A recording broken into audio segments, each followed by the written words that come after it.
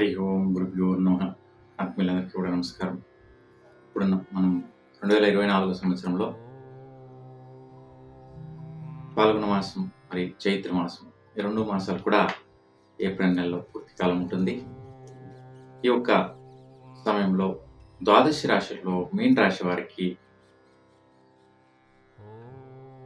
9 గ్రహాల యొక్క సంచారం వల్ల ఏ యొక్క సమస్యలు కానీ ఇబ్బందులు కానీ జరుగుతాయి, వాటిని ఎలా పరిహరించుకోవాలా అనే దాని గురించి ఇప్పుడు తెలుసుకోబోతున్నాం. ముఖ్యంగా మా ఛానల్ని మీరు సబ్స్క్రైబ్ చేసుకోకుండా సబ్స్క్రైబ్ చేసుకోండి. మా వీడియోస్ ఇష్టమైతే కనుక లైక్ చేయండి. మీ యొక్క స్నేహితులకి బంధుమిత్రులకి సబ్స్క్రైబ్ చేసుకొని షేర్ చేయండి కోరుతూ, మీన రాశి వారికి ముఖ్యంగా ఈ యొక్క ఏప్రిల్ నెలలో ఎలా ఉంటుంది, చాలా అద్భుతమైనటువంటి సమయం. ఎందుకంటే మీ రాశిలోకి శుక్రుడు ఉచ్చ స్థితిలో ప్రవేశం చేస్తున్నాడు ఏప్రిల్ 1వ తేదీ. కాబట్టి అద్భుతమైనటువంటి డబ్బు, ఫైనాన్షియల్ స్టేటస్, సంపద, పేరు, ప్రఖ్యాతి, అభివృద్ధి ఇవన్నీ కూడా వస్తాయి, ఇబ్బంది లేదు. దాంతోపాటు సూర్యుడు ఉంటాడు కాబట్టి కార్య ప్రవృత్తం అంటే మీరు కార్యం చేయాలనుకుంటున్నారు జయప్రదంగా జరుగుతాయి, శుభకార్యాలు జరుగుతాయి మీ చేతుల్లో. కాకపోతే కాస్త ప్రెజర్స్, టెన్షన్స్ రాహు వల్ల ఉన్నాయి. రాహుగ్రహ శాంతి పరిహారం చేసుకోండి, ఇబ్బందులు మీకు తొలగిపోతాయి, ఏ ఒక్క వైపరీత్యాలు ఉండవు. ఇంకా ఫైనాన్షియల్ స్టేటస్ చూస్తే మీ రాశాధిపతి గురువు ధనస్థానంలో ఉండడం, మీరు కొన్ని ప్రాజెక్టుల వల్ల, ప్రయత్నాల వల్ల, పెద్ద ఎత్తున ప్రయోగాల వల్ల డబ్బులు పొందేటటువంటి విశేషమైన అభివృద్ధి జరుగుతుంది. కొన్ని వ్యవహారాల వల్ల కూడా డబ్బులు పొందేటటువంటి అవకాశం ఉంటుంది. కాబట్టి మంచి యోగ ఫలాలు ఉన్నాయి, ఇబ్బంది లేదు, మంచి ఫలితం ఉంది. 13వ తేదీ తర్వాతన కొన్ని కార్యక్రమాల వల్ల చాలా మంచి స్టేటస్ దొరుకుతుంది, డబ్బులు పొందేటటువంటి విషయాలు అద్భుతంగా ఉంటుంది. జీవితంలో కొన్ని ప్రయోగాలు మంచిగా జరుగుతాయి, ఇబ్బంది ఏం లేదు, భయపడే పని ఏం లేదు. ఇంకా మీ ప్రయత్న కార్య అభివృద్ధి విచారంలో రిచ్ ప్రయత్నాలు అంటే జీవితంలో అద్భుతమైనటువంటి స్టేటస్ని పొందేటటువంటి ప్రయత్న కార్యాలే చేయబోతారు.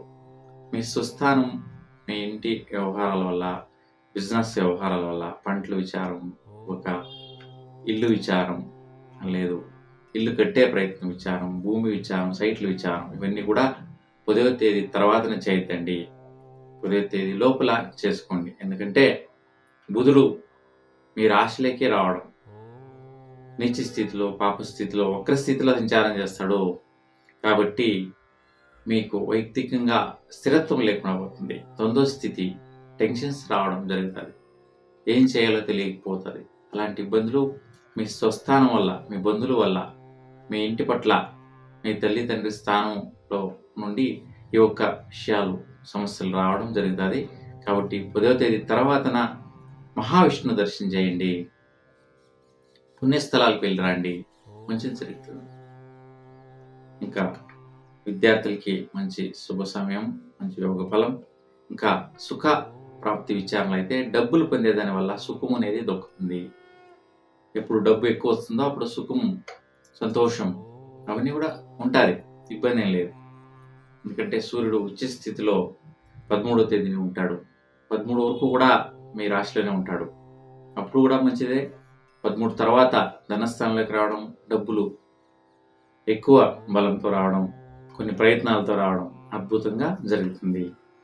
ఇంకా దాంపత్య సౌఖ్యం విచారంలో ఏదో అడ్డువిడ్డీరాలు జరుగుతుంటాయి, ఏదో ఒత్తిళ్ళు, టెన్షన్స్, హడావిడిలో ఏదో తగిలించుకోవడం, ఇబ్బందులు పడడం, ఒకరు తప్పితే ఒకరికి, ఆళ్ళు మొగులకి ఇద్దరికి కూడా ఒకరు తప్పితే ఒకరికి సమస్యలు వస్తుంటాయి ఖచ్చితంగా.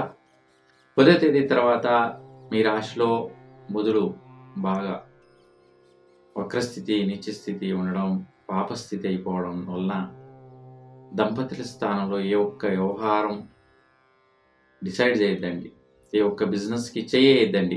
వాళ్ళ మొగులు కూడా మీరు చాలా జాగ్రత్త పడండి. కాబట్టి ఈ సమయంలో తెలిసి తెలియక కొన్ని ఆపర్చునిటీలు వచ్చేస్తాయి, ఇదేదో చీప్గా దొరుకుతుంది తీసుకోండి, ఈ సమయంలోనే దీన్ని తీసుకోవాలా, ఈ టైంలో దీనికి చేయాలా, దీనికి అడ్వాన్స్ ఇవ్వాలా, అగ్రిమెంట్ వేసుకోవాలా, రిజిస్టర్ చేసుకోవాలా, ఇలాంటి ఆపర్చునిటీలు మీరు అనుకోకుండా జరిగిపోతాయి, ఖచ్చితంగా వస్తాయి. కాబట్టి చాలా జాగ్రత్తగా వ్యవహరించండి. ఈ సమయంలో మంచిదిగా ఉంటుంది. లేదంటే బుధగ్రహ శాంతి పరిహారాలు చేసుకోవాలి, దుర్గాదేవి ఆరాధన చేయాలి, మహాగణపతికి విశేషంగా అభిషేకం చేయించాలి. అప్పుడైతే గనక ఈ దోషాలన్నీ పోతాయి. ఇలాంటి ఇబ్బందులు ఖచ్చితంగా చిక్కేసుకుంటారు. జాగ్రత్త పడండి. ఆరోగ్య విచారణలో అయితే కొన్ని హాస్పిటల్లో ఉండేవాళ్ళు కూడా రిలీజ్ అయ్యి వచ్చేయడం జరుగుతుంది. ఈ సమయంలో ఆరోగ్యం మంచిగా ఉంటుంది, సంతోషకరంగా ఉంటుంది. ఏ ఒక్క ఇబ్బందులు, టెన్షన్స్ ఉండడం లేదు. కాస్త థ్రోట్ రిలేటెడ్ సమస్య, ఈఎన్టీ రిలేటెడ్ సమస్య సాధారణంగా ఉంటుంది. 10 to 20% అంతే. పెద్ద ఎత్తున సమస్యలే ఉండవు. ఇంకా భాగ్యం విచారం అంటే అదృష్ట ప్రయత్నం. ఏదన్నా ఇన్వెస్ట్మెంట్ చేయాలా, అలాంటి ఏదో తెచ్చుకోవాలా, వెహికల్ తేవాలా, కొత్తగా మీరు కార్ బుక్ చేయాలా, సైట్ పైన ఇన్వెస్ట్ చేయాలా, ఇలాంటి ఏదైనా భాగ్య ప్రయత్నాలను ఏమైనా చేయాలనుకుంటే కనుక ఖచ్చితంగా చేయొద్దు. ఎందుకంటే భాగ్యాధిపతి కుజుడు ఏ భాగంలో శత్రువు ఎట్ల శనితో చేరుకోవడం, మారక గ్రహాలు ఇద్దరు కాబట్టి ఫలితం లేని భాగ్యము. మీరు చేసేటటువంటి ఏ భాగ్యం అని చేసి ఇన్వెస్ట్ చేస్తారో ఫలితం అనేది పోతుంది.